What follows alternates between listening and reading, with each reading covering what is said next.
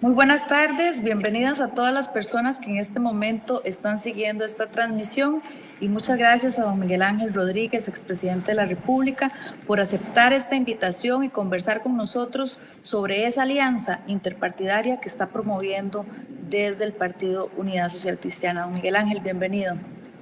Buenas noches, Fanny. Encantado de poder compartir con usted y con este programa de la República. Bueno, tenemos 21 minutos, así que tenemos que ir al grano. Todos sabemos que en este momento hay una gran indiferencia de la ciudadanía hacia la clase política.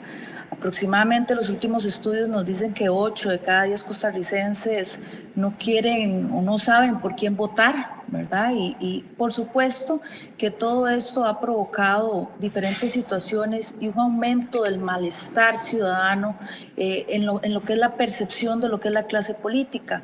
Y a esto tenemos que agregar, por supuesto, ese sentimiento de que la corrupción va en aumento en toda Latinoamérica. ¿Cuál cree usted que es la cuota de responsabilidad de la clase política y particularmente del Partido Unidad Social Cristiana en la coyuntura que estamos viviendo en el país? Fanny, usted es muy generosa cuando dice que lo que hay es indiferencia. Más bien lo que hay es rechazo. Lo que sí pasa es que no es un fenómeno de Costa Rica. Igual pasa en buena parte de Europa Occidental, igual pasa en buena parte de América Latina. Y en medio del enfrentamiento que se tiene entre grupos muy antagónicos en Estados Unidos, también hay un rechazo por la política y por los políticos. Esto obedece a muchos fenómenos. Se nos irían los 21 minutos y no acabamos de analizar ese tema, porque es muy importante. Pero hay que aceptar que es un tema global. En Costa Rica se ve agravado por varios efectos. Pasamos de un sistema bipartidista con gran apoyo durante muchas décadas a un sistema multipartidista. Tenemos un régimen presidencial que funciona mejor con un sistema de pocos partidos, que trabaja ahora en la realidad con un sistema de muchos partidos, que se acomoda mejor para un sistema parlamentario o semiparlamentario, donde se hacen las coaliciones para gobernar en el Congreso, en la Asamblea. Además de eso, tuvimos algunos políticos que surgieron a base de antipolítica, a base de decir todos los demás son corruptos, solo yo soy incorrupto, soy el intachable, soy el único limpio, todos los demás son sinvergüenzas. Hubo unos casos penales, uno de los cuales desdichadamente yo me vi envuelto, y a pesar de que salí airoso demostrando la inocencia en ese caso, lo que queda es el rastro, la idea de lo que ocurrió, lo que estuvo en los medios en primeras páginas durante meses en contra de uno, y todo eso pues va agrandando esa visión de que esto no es, de que la política no sirve. Sin embargo, la democracia no funciona sin partidos políticos. Se necesitan mecanismos que aglutinen los diversos intereses que se dan en los diversos grupos de la sociedad en grupos que tengan capacidad de gobierno. Eso es lo que hacen los partidos políticos. Sin esa aglutinación no se pueden armar grupos y equipos que puedan llegar a gobernar con alguna capacidad de desempeñar una tarea. Por otro lado, la gente se ha convencido de que todo es muy fácil. Es decir, el desarrollo tecnológico, el avance que tenemos, casi todo se puede resolver. Bueno, no todo se puede resolver. Hay cosas que no es cosa de buena voluntad, es que tenemos limitaciones de conocimiento, de recursos, de instituciones, y eso nos provoca dificultades los gobiernos en todo lo que ven, lo que los ciudadanos requieren. Por otro lado, tal vez una de las causas en que son más culpables los políticos es el hecho de que en las campañas se trata de simplificar el mensaje y se trata de decirle a la gente, mire, todo esto lo vamos a poder hacer. Y después resulta que no se puede hacer todo, porque la vida es mucho más complicada que lo que se puede poner en un papel. Y entonces eso causa también desencanto. Y ciertamente este es un tema muy complicado porque la gobernabilidad en democracia se fundamenta mucho en que haya una confianza entre gobernantes y gobernados. Don Miguel Ángel, usted apuntaba precisamente a esa relación que tiene la percepción de la ciudadanía con algunos hechos. ¿Cómo podríamos explicar que en este momento, por ejemplo, los expresidentes, ya han salido varias figuras hablando de esta posibilidad de una alianza, que de alguna u otra manera son corresponsables de la situación en la que estamos, económica y social. ¿Cómo explicamos que ahora estén impulsando esa alianza política y que estén, digamos, promoviendo este tipo de movimiento de cara al proceso electoral? Dos cosas, Fanny. En primer lugar, yo no le acepto esa pregunta como me la hace. Yo no tengo responsabilidad en lo que está pasando hoy día. Cuando en el año 2006 había superávit. En mi gobierno se bajó el déficit. Bueno, no me refiero solo a lo económico. No creció la deuda pública. De manera que el tema principal que nos causa los problemas hoy día, que es la situación fiscal, que es algo que nos ha causado que el país tenga una incapacidad de darle las respuestas a los ciudadanos que requieren, porque se ven muy limitados sus recursos que se van utilizando cada vez más en intereses de la deuda pública, que además hay intereses altos en que bajan la inversión, porque se da una situación en la cual tenemos un déficit que atrae los recursos que deberían ir a la inversión para el crecimiento del país y que hacen que suben las tasas de interés. Además, un país se vuelve más riesgoso por esa situación, las tasas de interés internacionales que se nos aplican son más altas. Entonces, en esas condiciones hay un sustrato real de cosas que están causando una disminución en la capacidad del país de crecer aceleradamente. Desde el año 2015 para ahora cada vez crecemos más despacio. El desempleo estaba ya creciendo del 9-10% al 12% antes de la pandemia. La pobreza se quedó estancada esta última década. Entonces, en esas condiciones, realmente a mí me parece que no se le puede achacar la situación de malestar a los expresidentes, por lo menos no a todos, por lo menos no todos con la misma medida. Yo creo que la justicia es igual para los iguales, pero desigual para los desiguales, no igual para todos. Que en estas condiciones yo me atrevo a plantear la idea, yo no puedo hablar por los demás, puedo hablar por mí, que en estas condiciones yo me atrevo a hablar en mi partido de que considero importante una coalición, es por responsabilidad política, es porque hay que llegar a gobernar. No se trata de llegar a un gobierno sin poder hacer las cosas, se trata de llegar a gobernar. Y gobernar siempre es muy difícil. Gobernar en democracia, decía don Aristides Calvani, es más difícil. Y gobernar en democracia con una crisis de salud, con una crisis económica, con una crisis social, con creciente desigualdad y con desconfianza sobre los políticos, es todavía mucho más. Entonces hay que llegar con fuerza para gobernar, hay que llegar con una coalición que pueda tener mayoría en la Asamblea Legislativa. Hay que llegar con una coalición que pueda tener la fuerza de atraer a los distintos grupos, sindicalistas y empresarios, agricultores industriales, a los distintos grupos los pueda atraer y pueda converger sus intereses en un interés nacional, en una visión de conjunto para enfrentar difíciles problemas. Aunque este año se apruebe el convenio con el fondo, aunque este año tengamos recursos más baratos para endeudarnos y poder de esa manera bajar el costo de intereses en el gasto y empezar a ir bajando la deuda y vayamos encaminados a esos dos objetivos que ha puesto el gobierno del Banco Central, un superávit del 1% del PIB en el 23, una deuda que vaya encaminada a ser 50% del PIB en el 34. Aunque vayamos con todo eso resuelto este año, el año entrante va a ser dificilísimo porque hay que aplicar todo eso. Todas las medidas que se aprobarían con el fondo requieren ser aplicadas en el 22, 23, 24, 25, 26, 27, 28, 29. Son medidas que van a tener que irse gradualmente aplicando. Y el primer gobierno al que le va a tocar es muy duro. Va a ser el gobierno entrante. Este gobierno las aplica un año. El gobierno entrante las tiene que aplicar 4 años. Entonces tiene que ser un gobierno muy responsable, con mucha capacidad. Por eso, por interés nacional, es que a mí me parece importante que en el caso de los que tenemos una idea de partidos moderados de centro que equilibran la eficiencia económica y la justicia social, podamos llegar a gobernar con una seguridad de ganar las elecciones, pero además de tener un equipo capacitado para gobernar y un apoyo suficiente para gobernar. Efectivamente, yo coincido con usted, don Miguel Ángel, que en temas económicos claramente la historia nos da los datos y no han sido todos los gobiernos los que han tenido esta incapacidad para administrar los fondos y los recursos públicos. Estamos claros en eso y sobre todo los últimos 2 gobiernos han sido nefastos en ese sentido. Eso no es una percepción mía, los datos están claros y están sobre la mesa. Lo que yo sí quisiera ahí un poco enfatizar y a lo que quiero ir también es que de una u otra manera el voto o el PAC llega al poder por un descontento hacia el bipartidismo y eso le abre las puertas a partidos emergentes, partidos que por supuesto han demostrado que no tenían el equipo e incluso me voy un poco más allá. Un partido que para las elecciones pasadas ni siquiera tenía un candidato con el liderazgo para enfrentar los retos que teníamos como país.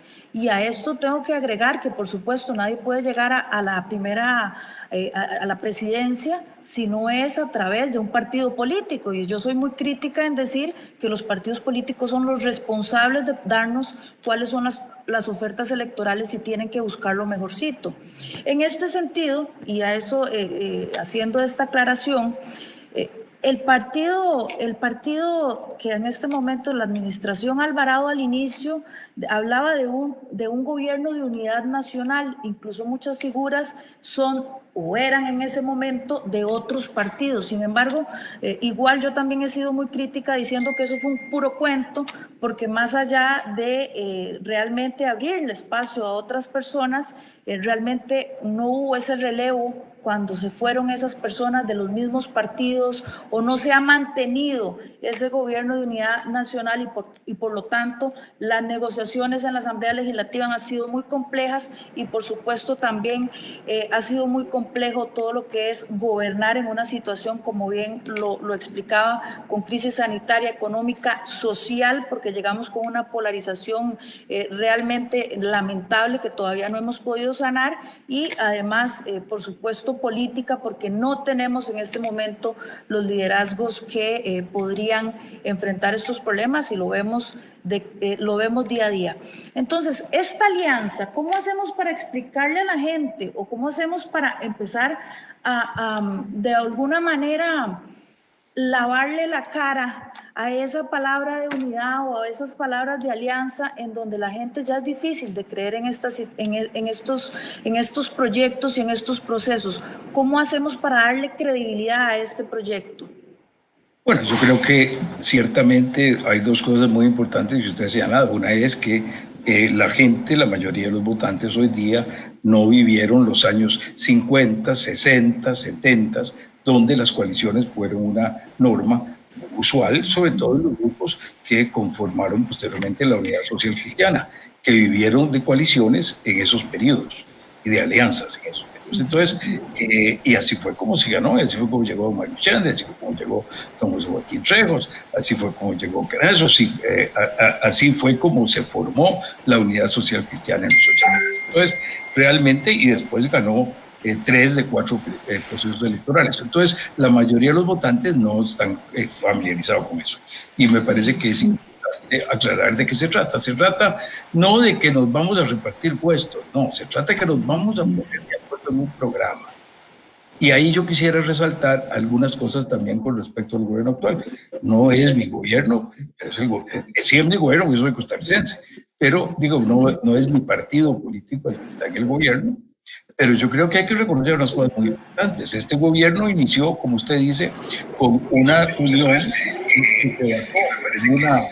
en un acuerdo que se dio para la segunda ronda entre don Rodolfo Pisa y don Carlos Alvarado, que limitó las áreas de acción en muchos campos y encauzó la solución que se dio en el 18, ese mismo año del primer año de gobierno, a la situación fiscal que no habían podido resolver los 3 anteriores gobiernos.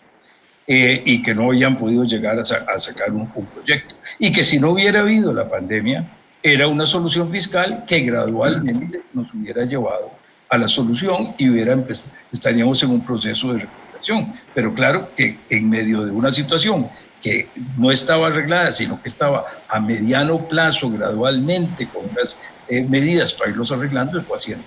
Esa coalición que funcionó inicialmente, ese arreglo de gobierno de participación que sí se dio y que se dio sobre una base de un acuerdo, no me acuerdo, de 32 puntos, en el que participaron gente de distintos partidos políticos. También logró una gobernabilidad en la Asamblea Legislativa que no se había logrado en mucho tiempo. El cambio en el reglamento de la Asamblea Legislativa, enfrentar una cosa tan difícil como el tema de las huelgas en el sector público. Fueron cosas que se lograron ir haciendo y que por años no se habían logrado. Entonces, en el tanto en que eso funcionó, fue muy bueno, pero como usted se lo señaló, no siguió funcionando. Cuando las personas que estaban inicialmente involucradas fueron dejando sus posiciones, cuando algunas personas sintieron que no tenían el apoyo del gobierno para seguir adelante, yo lo siento que así ocurrió con el caso de la ministra de Hacienda o de la ministra de Comercio Exterior, por ejemplo, en ese caso se fue desarmando ese equipo inicial. Y claro que eso ha hecho que cueste más la toma de decisiones. Pero yo soy optimista, yo sigo creyendo que las fracciones en la Asamblea Legislativa, en un Congreso que realmente ha tenido una capacidad mucho mejor que los congresos de las últimas administraciones para llevar adelante algunas tareas que no se pudieron llevar a cabo en los gobiernos anteriores, por ejemplo en el campo fiscal o el campo del reglamento de la propia Asamblea. Ese Congreso, yo sí estoy seguro que va a lograr ponerse de acuerdo para la consolidación de las finanzas públicas de una manera que nos garantice recuperar la credibilidad en el país y bajar los costos financieros que enfrentamos y permitir que empecemos a reactivar la economía. En ese sentido, bueno, obviamente la reactivación económica ha sido uno de los temas que ha quedado debiendo más este gobierno y que todavía los costarricenses estamos esperando. Y es de las principales preocupaciones que tiene la ciudadanía, el tema del desempleo, la situación económica y, en tercer lugar, la mala gestión que está haciendo el gobierno. Esas son las preocupaciones que nos revelan las últimas encuestas de opinión pública. Me preocupa mucho, digamos, la fragmentación también que hay dentro de los partidos mayoritarios en este momento. Vemos en Partido Liberación Nacional que hay, no sé, 12 candidatos, he contado yo hasta ahora, y probablemente salgan algunos otros más interesados. Y en el caso de la unidad, yo he contado hasta 5 candidatos que están ahí, 2 que son fijos y otros 3 que andan coqueteando con la unidad también. ¿Cómo hacemos para que un proceso de estos, de una alianza que requiere un liderazgo muy fuerte, en medio de tanto cacicazgo, realmente logre florecer, ¿verdad? Cuando se necesita tanto diálogo interno y realmente tener esa visión que, como bien lo decía usted, es más por el bienestar del país, porque hay que echar a andar esto, ¿verdad? Porque estamos de una u otra manera muy entrabados y al final estamos dividiendo mucho, las diferentes casas están muy divididas. Entonces, ¿cómo hacemos en medio de tanto cacicazgo que esto funcione o que una estrategia de una alianza pueda llegar a florecer? Bueno, evidentemente esto depende de una buena voluntad de los distintos grupos políticos y que busquen y se convenzan de que necesitan el apoyo de otros para ganar unas elecciones con fuerza para hacer un buen gobierno. Y esto me parece a mí que es el elemento central. Si eso no se da, pues no se llegará a la coalición. La coalición solo se llega si hay un movimiento de la voluntad de los dirigentes de los partidos políticos para hacerlo. En el pasado, yo que soy viejo y que me ha tocado entonces vivir la historia de los 50, 60, 70 en que estas cosas ocurrían, y yo me acuerdo de que movimientos, por ejemplo, surgidos en Grecia, lograban de Grecia, un movimiento que hacía que dirigentes de distintos partidos políticos que habían estado confrontados muy fuertemente entre sí, se pudieran juntar para salir adelante.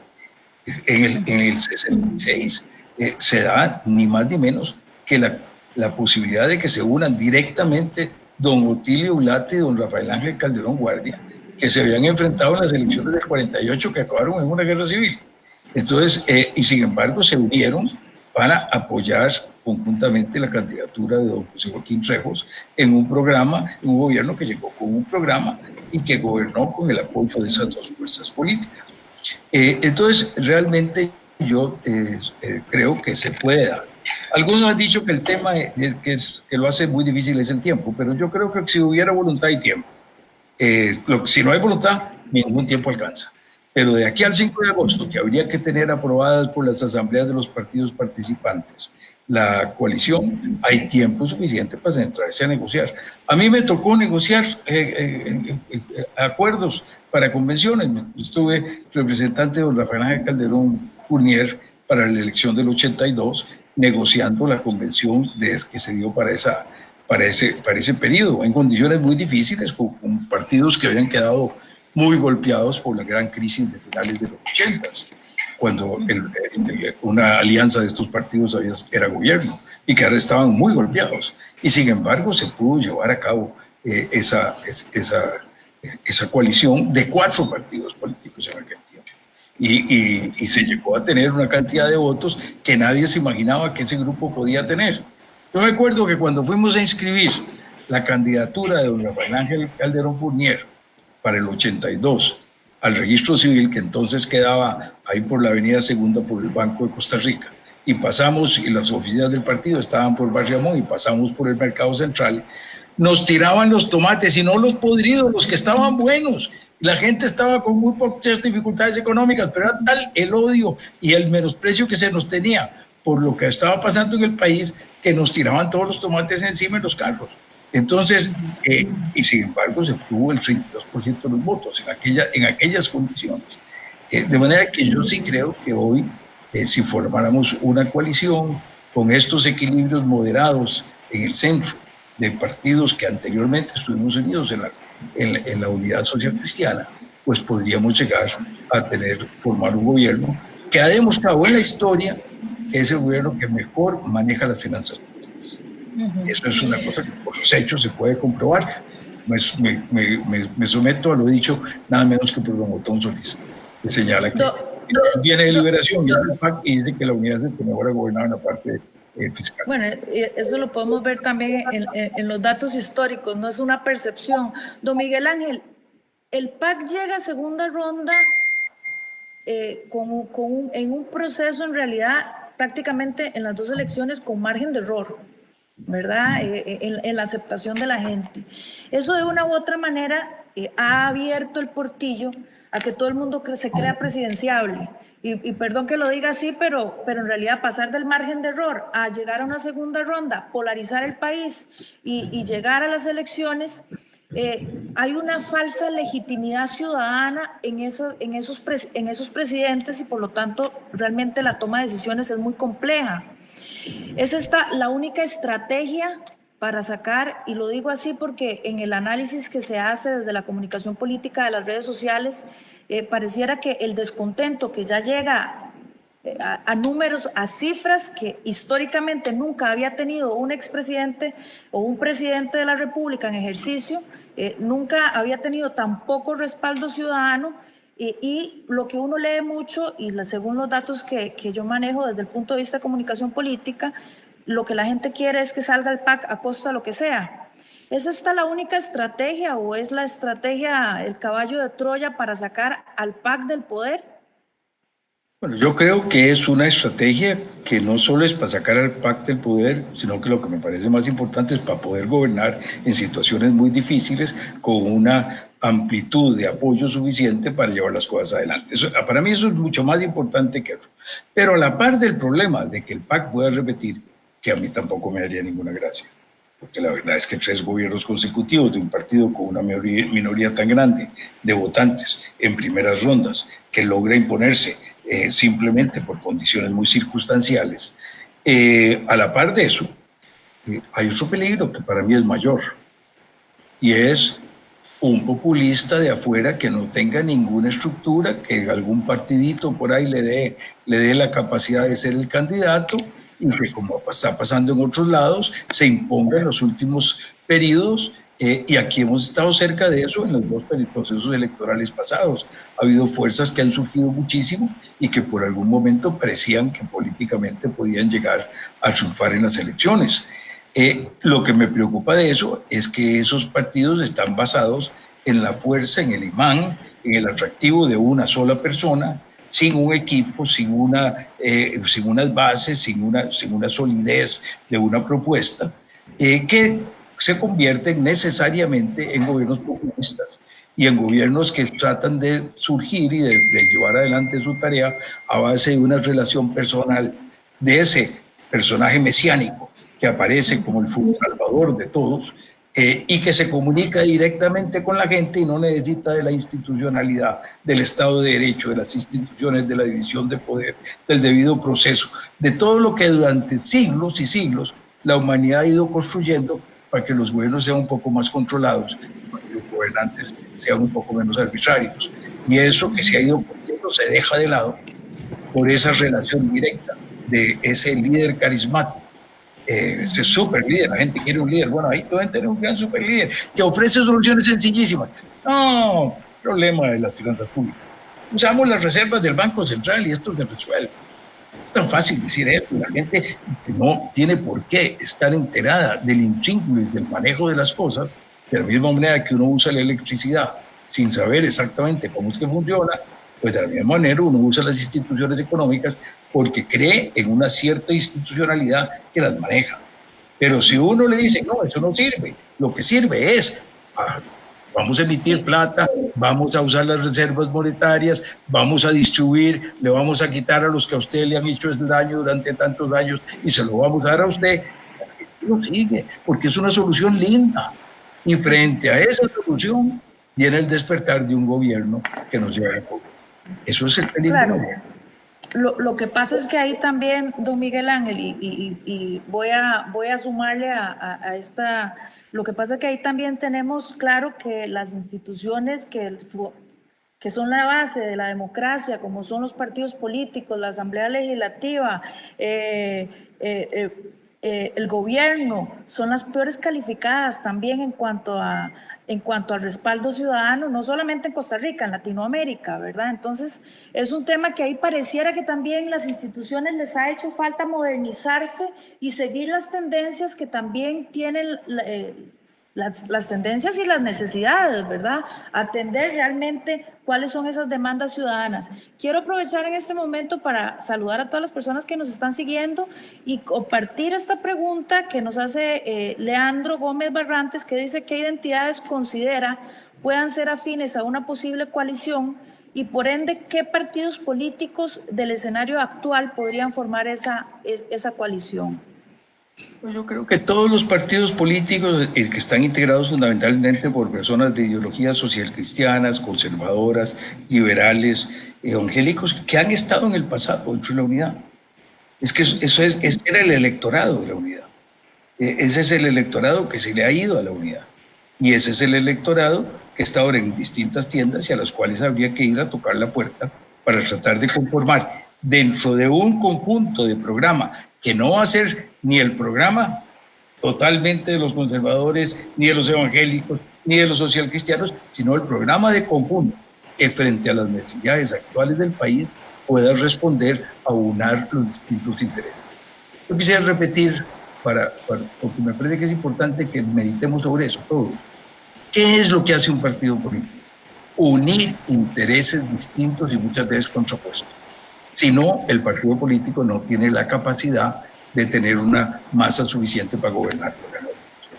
Si representa solo un grupo, es un partido que puede llevar unas personas al Congreso, que puede ser confesional, que puede ser defensor de alguna teoría muy congruente para sus miembros, pero que no tiene capacidad de gobernar. Los partidos, para gobernar, sobre todo en un régimen presidencialista, tienen que tener una coalición más amplia de intereses. En un sistema parlamentario pueden ser más segmentados, porque la coalición se hace en el Congreso y ahí las fuerzas se ponen de acuerdo para ese programa de gobierno. Lo que se trata aquí en el sistema presidencialista es de hacer esa coalición de antemano en ese programa que nos una alrededor de cosas muy concretas. ¿Qué vamos a hacer en carreteras? ¿Qué vamos a hacer en seguridad? ¿Cómo vamos a manejar las instituciones sociales? ¿Qué vamos a hacer en el campo fiscal? ¿Qué vamos a hacer en el campo de la agricultura? ¿Cómo vamos a lograr que el sistema educativo y de capacitación sea para el siglo XXI con los cambios dinámicos que están ocurriendo en la generación de empleos, que son hoy muy distintos y mañana van a ser más distintos que los de hoy y pasado mañana más distintos que los de mañana, y que tenemos que ir preparando a las personas para que puedan utilizar esas circunstancias? ¿Qué vamos a hacer en el campo de la energía, que se nos ha hecho pesado, caro, ya no somos competitivos como éramos antes, tenemos un sistema que no está utilizando los métodos más baratos, modernos de generación de energía limpia, el eólico y el solar, y sistemas de producción muy pequeñitos que se metan dentro de las redes de distribución. En todos esos campos tenemos que ir con una propuesta. Esta es nuestra propuesta. Y eso es lo que permite unirnos, porque entonces nos unimos de las cosas en que nos ponemos de acuerdo, que no van a ser todas las que cree la unidad, ni todas las que creen nosotros, algunos de los otros partidos que entren, pero que son las del conjunto, si creen. Don Miguel Ángel, muchas gracias. Sin duda la unión hace la fuerza. Estamos en un momento que estamos experimentando una serie de retos como sociedad que no tiene antecedente. Estamos en una situación crítica, producto también de las decisiones que hemos tomado como ciudadanos. Y por eso yo abogo y los insto a todas las personas que nos están siguiendo para que se informen, para que escuchen propuestas, para que revisen quiénes son esos candidatos y esas figuras que están detrás de cada una de estas propuestas, para que elijamos por méritos y por la coherencia entre lo que se dice y lo que se hace, y que ojalá seamos cada día más críticos para poder darle a este país un líder que realmente pueda llevar las riendas y afrontar los retos que tenemos como sociedad. Don Miguel Ángel, muchas gracias por acompañarme el día de hoy. Encantada de haber podido tener esta conversación con usted. Muchas gracias, Fanny. Le agradezco su invitación. La he disfrutado mucho de poder compartir con usted sobre temas que creo que deberían ser de interés para mucha gente. Nos vemos la otra semana, el próximo jueves a las 6 de la tarde.